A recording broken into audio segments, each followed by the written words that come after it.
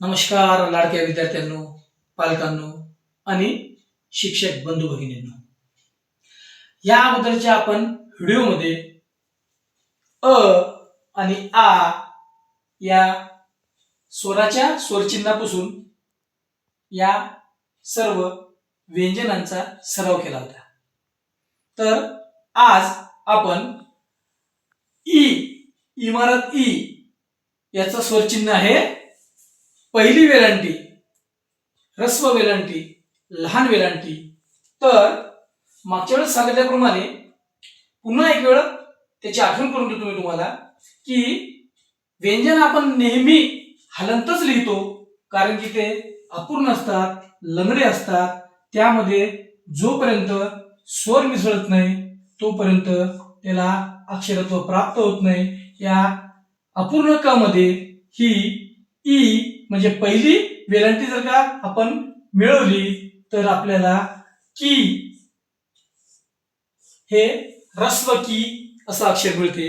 तर आपण या संपूर्ण व्यंजनमालेत या अक्षरामध्ये आपण ह्रस्व वेलांटी हे स्वरचिन्ह मिसळून आपण याचा बारकाईने सराव करूया. या पूर्वी जे तुम्हाला अ आणि आ हे मिसळून आपण अक्षर तयार केले होते त्याचा जर का तुम्ही बारकाईने सराव केला तर हा तिसरा स्वर आणि याचा स्वर चिन्ह मिक्स केल्यानंतर तुम्हाला सोपं जाईल.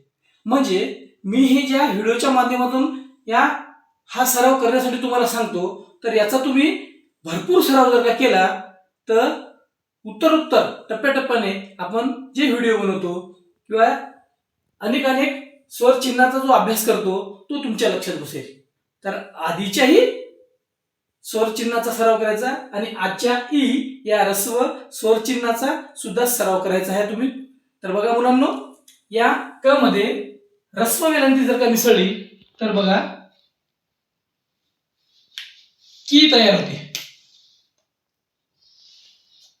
पहिली वेलांटी की. ख मध्ये ह्रस्व वेलांटी मिसळली खी. ग मध्ये ह्रस्व वेलांटी मिसळली गी. घ मध्ये ह्रस्व वेलांटी मिसळली घी. च मध्ये आपण ह्रस्व वेलांटी लहान वेलांटी मिसळली ची. छ मध्ये आपण ह्रस्व वेलांटी मिसळली शी अशा तऱ्हेचं अक्षर मिळते. ज मध्ये ह्रस्व वेलांटी मिसळली जी. झ मध्ये ह्रस्व वेलांटी मिसळली तर आपल्याला झी असं अक्षर मिळते. यानंतर ट. ट मध्ये ह्रस्व वेलांटी मिसळली टी. ठ मध्ये ह्रस्व वेलांटी मिसळली थी. ड मध्ये ह्रस्व वेलांटी मिसळल्यास डी हे अक्षर मिळते. ढ मध्ये ह्रस्व वेलांटी मिसळल्यास धी असं अक्षर मिळते.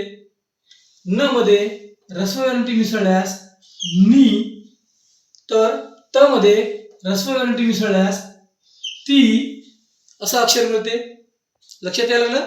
थोडं बारकाईने लक्षात या. थ मध्ये ह्रस्व वेलांटी मिसळल्यास थी. द मध्ये ह्रस्व वेलांटी मिसळल्यास दी. ध मध्ये ह्रस्व वेलांटी मिसळल्यास धी आणि न मध्ये ह्रस्व वेलांटी मिसळल्यास नी. यानंतर प मध्ये ह्रस्व वेलांटी मिसळल्यास पी. फ मध्ये ह्रस्व वेलांटी मिसळल्यास फी.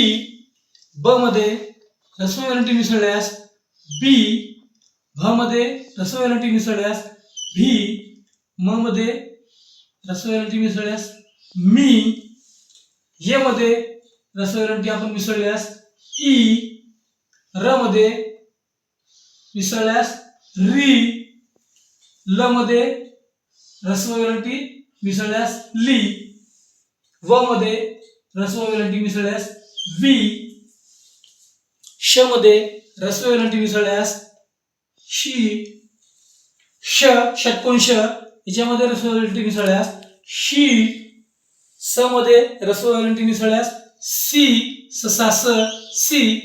ह हत्ती ह मध्ये ऱ्हस्व वेलांटी मिसळल्यास ही, ळ मध्ये ऱ्हस्व वेलांटी मिसळल्यास ळी, क्ष क्षत्रियाचा क्ष, क्ष मध्ये ऱ्हस्व वेलांटी मिसळल्यास शी, आणि ज्ञ ज्ञानेश्वर ज्ञ याच्यामध्ये ऱ्हस्व वेलांटी मिसळल्यास ज्ञी.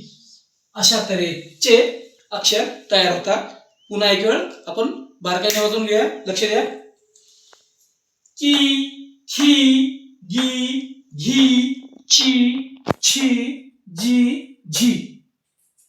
पी, थी, दी, धी, नी, ती, थी, दी, धी, नी. पी, फी, बी, भी, मी, ई, री, ली, वी. शी, शी, सी, ही, ळी, क्षी, ज्ञे. अशा तऱ्हेनं आपण तिसरा स्वर चिन्ह मिक्स करून मिसळून आपण याचा सराव केलेला आहे, पाहिलेला आहे. तेव्हा तुम्ही त्याचा भरपूर सराव करा, म्हणजे याच्यानंतरच्या व्हिडिओमध्ये आपण दीर्घ ई, आई याचं स्वर चिन्ह आहे. दीर्घ, दुसरी वेलांटी, मोठी वेलांटी याचा सराव, याचा अभ्यास आपण समोरच्या व्हिडिओमध्ये करू. तर आपणास हा व्हिडिओ कसा वाटला कमेंट्स करा, सबस्क्राईब करा आणि आपल्या इष्टमित्रासह नातेवाईकांना शेअर करा. तोपर्यंत आपण इथे थांबू. धन्यवाद.